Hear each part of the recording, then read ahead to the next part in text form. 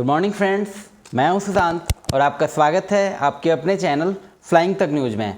आज 13 जून 2022 को कुछ महत्वपूर्ण खबरों पर हम नज़र डालेंगे और जानेंगे कि अभी के लिए सबसे खास क्या है, और उन खबरों पर हम नज़र डालेंगे जो कि वाकई में अभी सबसे ट्रेंड कर रहे हैं। तो चलिए जानते हैं।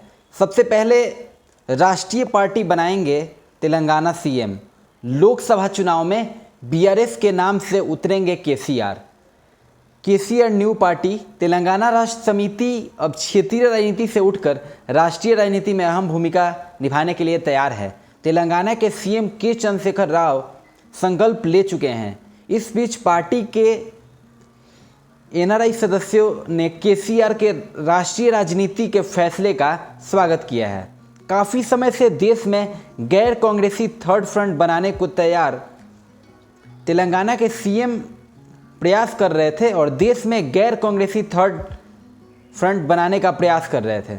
अचानक कुछ दिनों पहले उन्होंने कहा कि तीसरे मोर्चे की ज़रूरत नहीं है।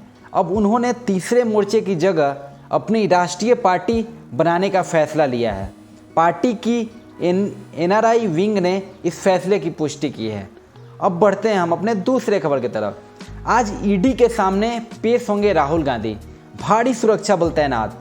कांग्रेस नेता राहुल गांधी आज प्रवर्तन निदेशालय के सामने पेश होंगे। प्रवर्तन निदेशालय ने राहुल गांधी को समन भेजा था। यह समन नेशनल हेराल्ड केस में राहुल गांधी को भेजा गया है। आज ईडी कार्यालय में राहुल गांधी की पेशी के पहले ईडी कार्यालय के बाहर सुरक्षा को बढ़ा दिया गया है। बड़ी संख्या में जवानों को तैनात किया गया है। अब बढ़ते हैं हम अपने तीसरे खबर की तरफ। सिद्धू मूसेवाला केस, पुणे पुलिस को बड़ी सफलता। बिश्नोई गैंग के शूटर को किया गिरफ्तार।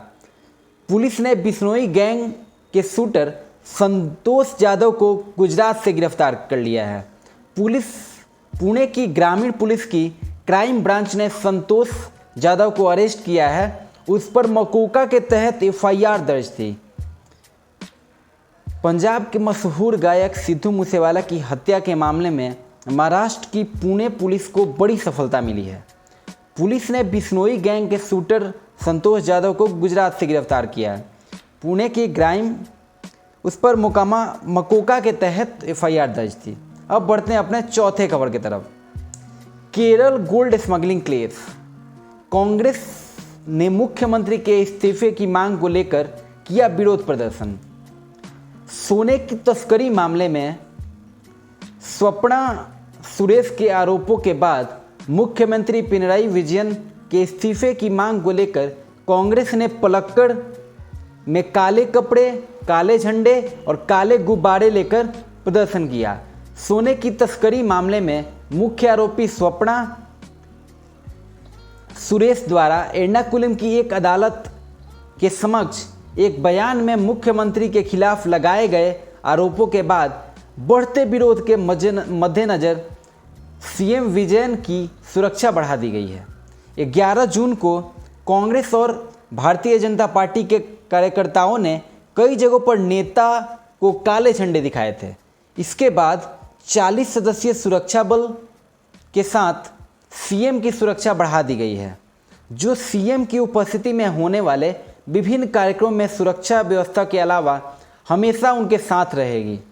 नई सुरक्षा में एक पायलट वाहन में 5, 2 कमांडो वाहनों में 10 और त्वरित प्रतिक्रिया दल में 8 कर्मी हो गए। अब हम बढ़ते हैं अपने पांचवें खबर की तरफ, जो कि नुपुर शर्मा कंट्रोवर्सी केस में है। कुवैत में नुपुर के खिलाफ प्रदर्शन में भारतीयों समेत एशियाई गिरफ्तार। वीजा रद्द कर निर्वासन केंद्र पहुंचाए गए, स्वदेश भेजने की तैयारी। कुवैत के फहाहिल इलाके में जमा होकर ये लोग जब प्रदर्शन कर रहे थे, तभी भारी संख्या में पुलिस बल वहां पहुंच गया। इन सभी को ट्रकों में भरकर ले जाया गया। कानून के उल्लंघन के आरोप में इन सभी के वीजा रद्द कर दिए गए और निर्वासन केंद्र भेजा गया।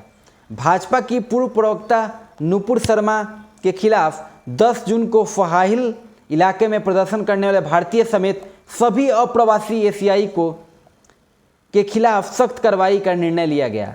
इन सभी को गिरफ्तार कर लिया गया और अब इनको देश वापस भेजा जाएगा।